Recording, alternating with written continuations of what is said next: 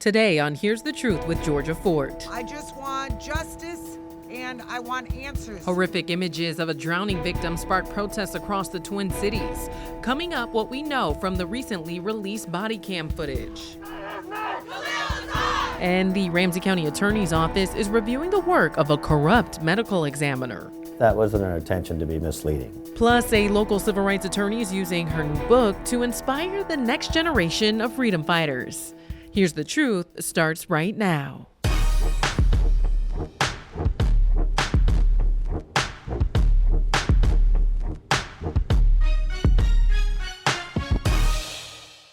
When you lose someone you love, the biggest question that haunts you is what happened? In our country, we put our trust in medical examiners to find the truth. So what happens when the person performing the autopsy can no longer be trusted? Well, that's the case in Ramsey County, where the former medical examiner was caught giving false testimonies in at least 2 cases, putting the legitimacy of hundreds, if not thousands of cases into question.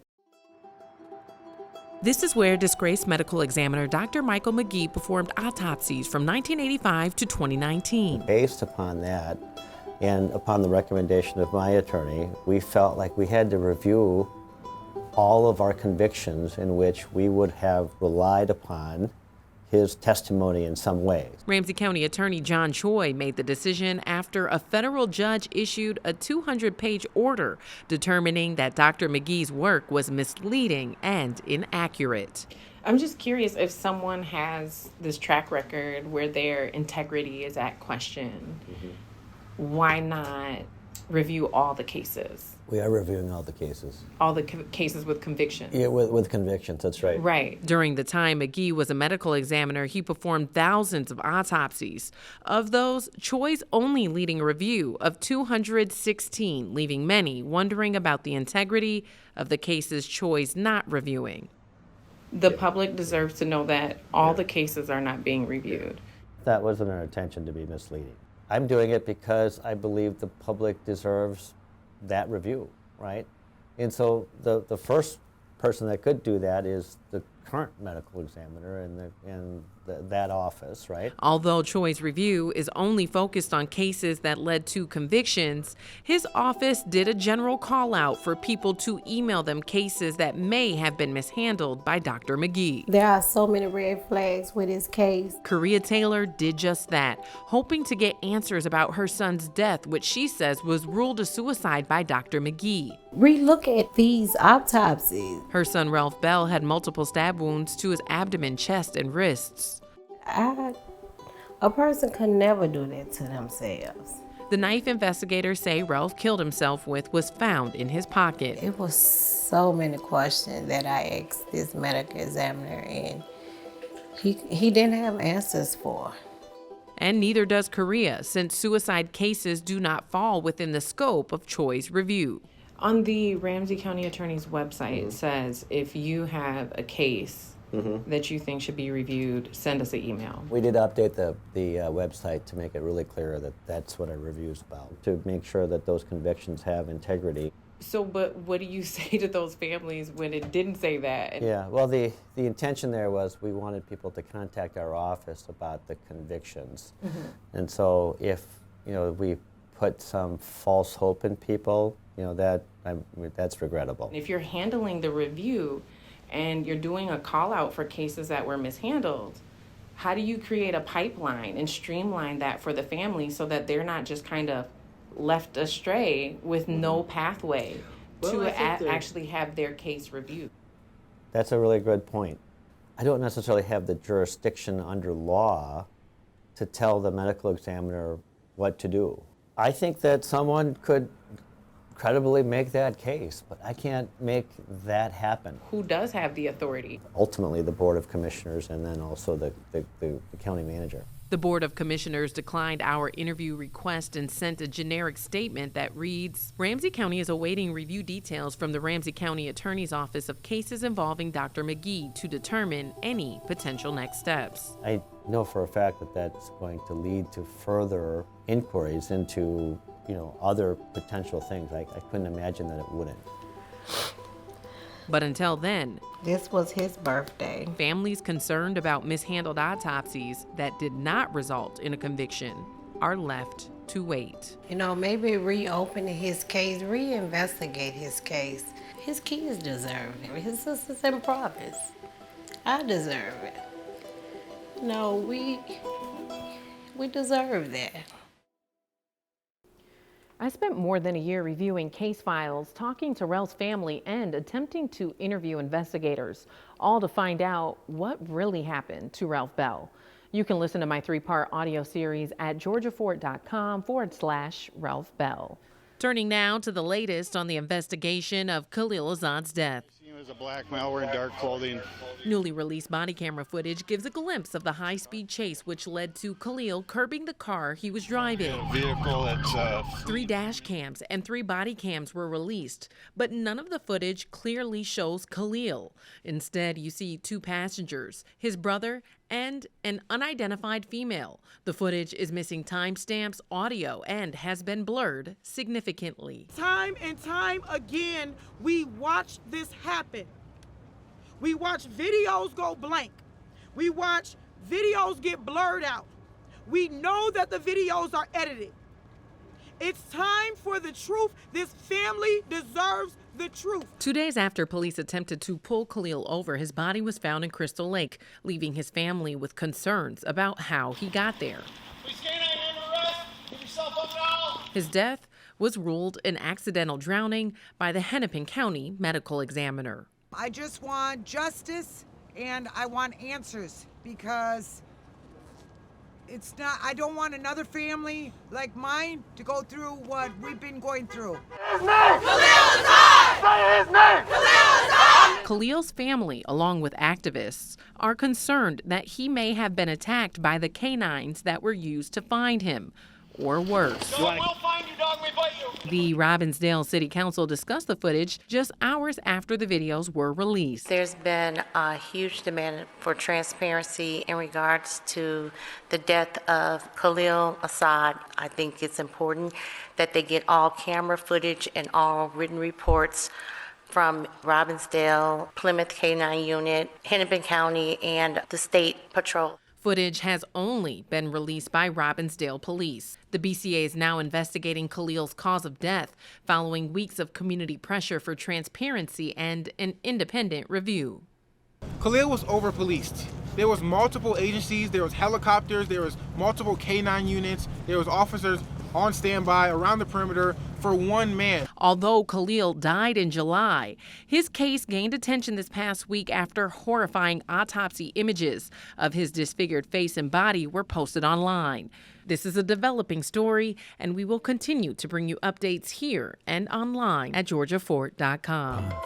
Still ahead, how a local civil rights attorney is educating the next generation of freedom fighters. Plus, we go on a joyride with Maria Issa. Can I help, officer? I'm State Representative Maria Issa Perez Vega. And you won't want to miss what happens next. I can't believe the police came for my interview with George. I just can't believe it. Welcome to El Tejaban. Thank you. We pride ourselves on using the freshest ingredients, just like our abuelitas used to.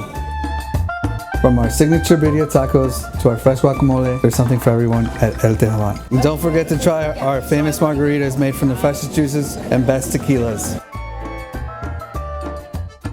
Join us at El Tejaban and experience our Mexican restaurant.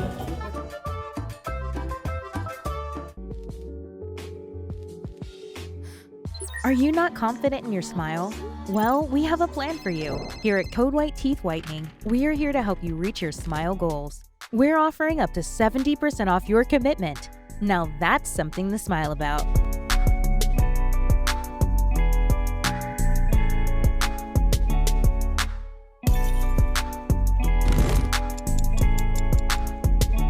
Book your session today at codewhitesmile.com and always remember to keep smiling.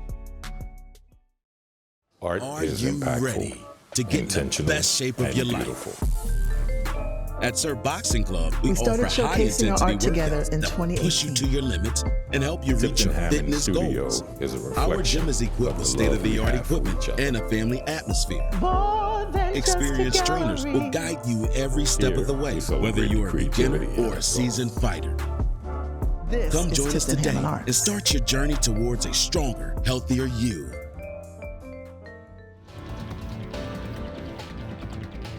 Civil rights attorney Nekima Levy Armstrong is taking her fight for justice to the classroom with her new book, J is for Justice. She invites us inside her home to learn more about the inspiration behind her book and how she survived major health issues just before its release. Somebody say enough is enough. A fierce voice heard around Minnesota and the world. We have two different justice systems, one for black people, one for white people, both separate and unequal. Civil rights attorney Dr. Nekima Levy Armstrong. Her resounding demands for change that echo from megaphones are now written in ink for future generations. Feels natural, like a natural extension of the movement. Baby Joy loved living in the big city. And even before she released her book, J is for Justice, it became a #1 bestseller on Amazon. How does that feel? What inspired you to expand your work into being a children's author? It feels amazing to have written a children's book about our experience out on the front lines and to have the book resonate with adults, but especially with children. That's been really empowering to see the extension of the movement go into the classrooms and go into homes. It's a telling of the fight for justice in Minneapolis, a story that captured the minds of young readers at Josie Johnson Legacy Charter School. Baby Joy and Mama joined the crowd. Pages from the perspective of her 5-year-old daughter, who witnessed firsthand the 2020 unrest following the murder of George Floyd. As the crowd came closer, she heard people shout different words like freedom and justice. I just started reflecting on that experience of being a mom and an activist and bringing my child, out there and thinking about, well, what is that experience like for my daughter? What is that experience like for other children? Do they really understand what is going on when they show up at a protest with their parents? And so through that reflection, I just, in my spirit, I just said, I want to write about this. Her hope: to educate and start conversations that ignite change to end the cycle of racism in America, just like they did for her when she was their age. Somebody say that ain't right. When did you commit your life to fighting for justice? Honestly, I think when I was 9 years old. I feel that my mission in life is to advocate for the best interests of Black people, particularly low-income Black people who have been historically underserved and who face challenges because of unjust laws and policies. Do you think that your fight for freedom has taken a toll on your health?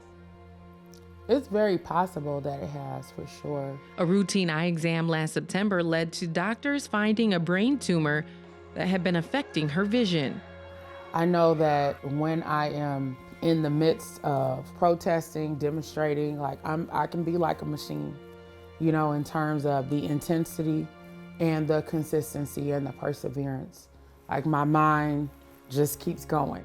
I think in my earlier years, I definitely did not rest as much and didn't take as much time out for myself. She says after a few days of prayer, she scheduled emergency surgery. I was at the hospital getting prepped for surgery, and I had the brain tumor removed, spent weeks recovering and trying to gain a sense of balance and a sense of myself. There's not enough research about the cause of her brain tumor, but Nekima believes stress may have played a role. My regimen is a lot more intense, than the average person. So I'm sure that it took a toll on me. I remember during the George Floyd protests at one point, looking at a picture of myself, and I physically looked exhausted in the picture. And when I saw that, I'm like, I have to get away now and take care of myself. A slower pace and radical self-care made room for J is for Justice to come to life. And that pace helped me transition into recovery. But in the midst of that, I had written J is for Justice. And so I remember thinking, this is definitely a part of my legacy. Use your voice to speak out against injustice. I'm a survivor, but also I have more depth in terms of my empathy. I thought I had a heightened level of empathy, but after going through that, my level of empathy is even deeper. Nekima continues her fight for justice while still prioritizing her health and advocating for others in the movement to do the same. There's so much power in that, and it gets ignored by this society. But I want people to know that their labor is not in vain. Their work is valuable, and we need to continue to find ways to fight until we get the change we want to see.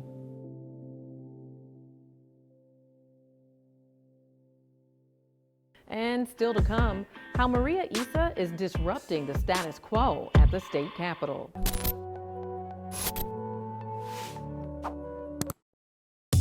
Get access to extended interviews and exclusive content by becoming a monthly subscriber. Support the truth. Go to georgiafort.com, select support. To me, public functionary is the future. I think just this rootedness in really early career artists, in emerging practices and emerging artists, it's sort of like this future-looking moment. Public functionary to me has always been about artist support and providing opportunity and resources to artists, particularly artists who haven't had access to those opportunities in the past. Public functionary is the place where you really can plan. PSA.gov/the right seat. Armani, she's my purpose. I'm here to walk with her, hold her hand until she can walk alone. Kind of like being a father in this world.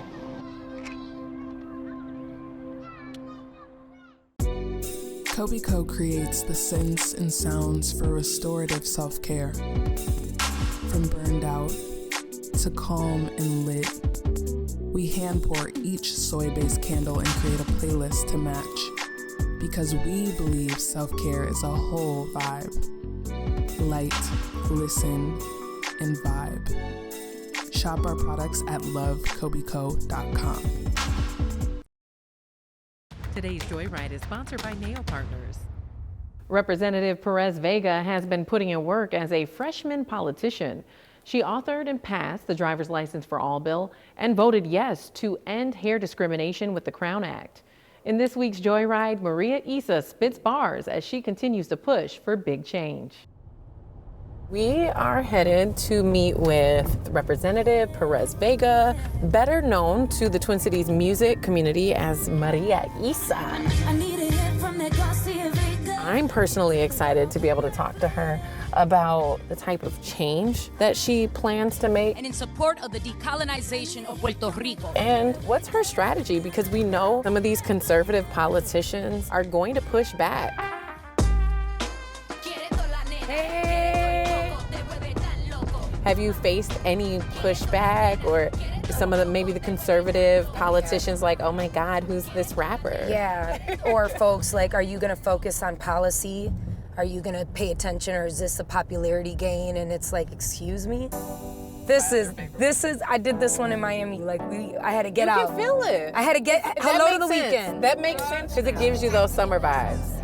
Yep. Just roll. That's it right. up. This is the song that was for I dedicate this to everybody moving into their offices in our trifecta class and not knowing what was going on, what we in, what's happening, and going through everything together. And I did the governor's ball. Yes. And I put the album out 5 days before, and then the whole crowd was singing this song, and you got Peggy LT dancing in the middle, singing the song, and I'm everybody in that space that's fighting for equity can relate to this song. That's right. I don't know what I expected, but when I heard you roll it up, I was like, okay, Maria. We're gonna legalize the cannabis this session too. So I was like, okay, state rep, that's okay. right. We're gonna legalize the cannabis. We are gonna expunge records, and we are gonna focus on the legalization and licenses for BIPOC folks who deserve to be the first of the growth and the economic development that is gonna come from legalization. They've done it in so many other states. Exactly. What was the strategy? When did you come up with the plan to drop the album on the same day that you got sworn in? I've been working on this project while running a campaign. So many different folks on the campaign trail were asking me, are you doing music still? You're giving it up? And I'm like, no, that's my career. We gotta fight for more of a salary base if you'd have to have me let go of what's got me here. You did advocate to make insulin more accessible before being elected, right? As an artist only. The Alex Smith insulin affordability is now law. Minnesota, insulin for all, we did it. You did work with Wilder Foundation and did some advocacy around juvenile detention. So you did a lot of work, a lot of organizing and advocacy work that laid a foundation for your political career. Definitely, I'd served as a youth worker since I was a youth. From rapper to rep. Yeah. Are you able to tap into a voter base because of your music background that may otherwise be politically disengaged? Definitely. Hip hop has been telling our stories of how to survive trauma, how to survive gun violence and gangs. All of that is the conversations that are happening in there. You know, is this guy coming to talk to us? Wait. Can I help, officer? I'm State Representative Maria Isa Perez Vega. Yeah, we had I don't know if somebody called it in that somebody was breaking into this vehicle. That was me, not breaking it. We're just doing an interview and it's really cold, so we didn't want to stand outside. Right. So we're just doing it in the warm car. We're actually wrapping up. We should be done in about But no one's breaking into the vehicle. Okay. We're safe. All right. Thank you. Sounds good. Thanks for double checking. Who would break into a vehicle? Do you see what I'm saying? I hope the cameras are rolling. Oh, yeah, the cameras are rolling. Amazing. Oh my God. Oh yeah, Jimmy. That's my office right there. Up there? No other rookies have a view of the Capitol. It's kind of cool. Snowy days come and go. December to April. How was this win influenced you as a mother? I don't want her to go through half of the stuff that I've had to, that you've had to. I was in my mother while she was working here as the director of Equal Opportunity, the first Latina in the 80s. She was pregnant with me, walking these stairs with the governor.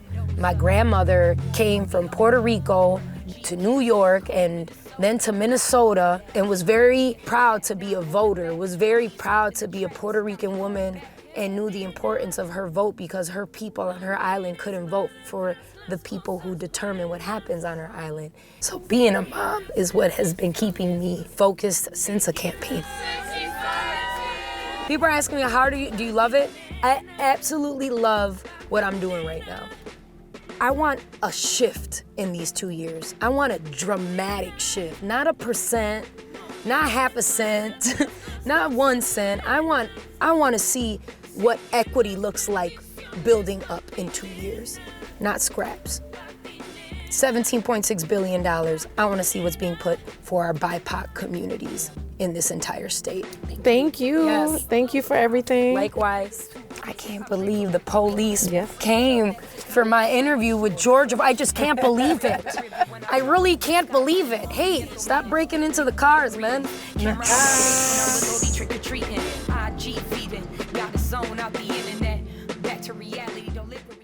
Today's Joyride is sponsored by Nail Partners, bringing a renewed approach to commercial real estate and urban planning.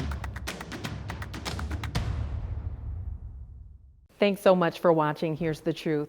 For extended versions of these stories and more, head over to georgiafort.com. In the meantime, have a wonderful weekend, and I'll see you next Saturday. Next week on Here's the Truth. We will not stop or be quiet until the answers are given to this family. We continue to follow the death investigation of Khalil Azad. And a 12-year-old rising star in Minneapolis brings us a moment of zen inside her yoga and sewing class. Plus, buckle up for a joyride. A local trumpet player shows us how he protests through his music.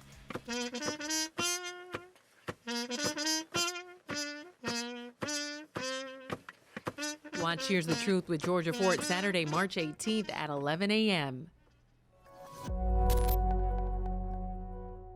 Art is impactful, intentional, and beautiful. We started showcasing our art together in 2018. The Tipton Hammond Studio is a reflection of the love we have for each other. More than just a gallery. Here, we celebrate the creativity in us all. This is Tipton Hammond Arts.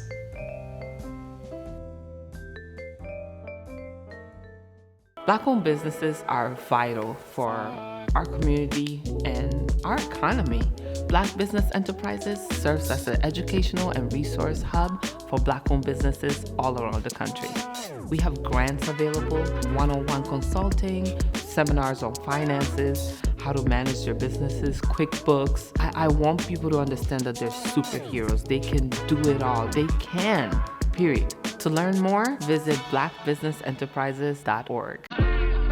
In the society that we were brought up in, it's very hard on little black boys. You have to navigate feelings and emotions so the world don't get you. Sometimes when I cry, I won't know how I'm feeling or why I'm crying. I just grew up never feeling like it was okay to cry. Yeah. And so he really forced me to have to reconnect with the kid that didn't get to cry. That's beautiful. We don't cry. We gon' take our piece of the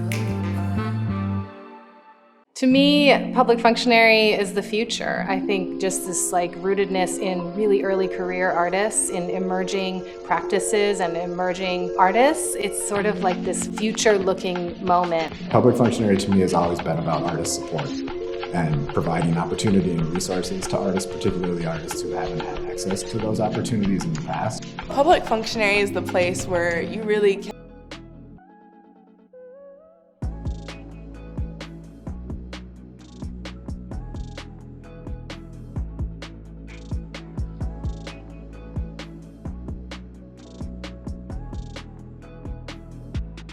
My early Alzheimer's diagnosis gave us time to adapt as a family. Being a parent, especially for the first time, with that comes a lot of self-doubt. As a dad, I just try to lead by example. When you're trying to be the best person that you can be, your kids see that and then they emulate that.